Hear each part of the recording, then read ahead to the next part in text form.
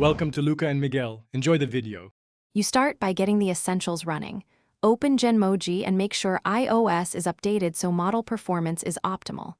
Tap through permissions, camera mic, photos, because the app uses them to capture expressions and reference images.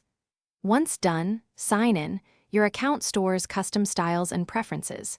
Make sure iCloud Sync is enabled if you want cross-device saves. Then create a new project and pick an initial template so the model has a clear starting point for generation.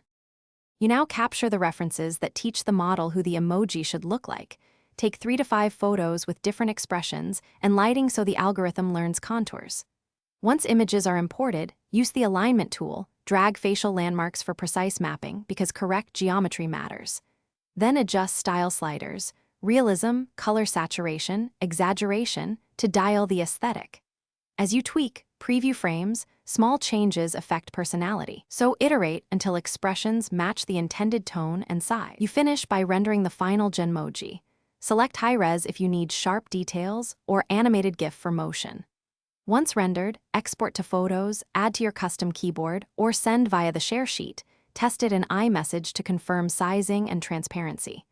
If you see artifacts or strange colors, retake reference photos with even lighting, reduce exaggeration sliders, and clear the app cache before re-rendering. If issues persist, restart the iPhone and retry, because temporary GPU glitches can cause Thanks for watching and please subscribe. It's the best investment you'll ever make.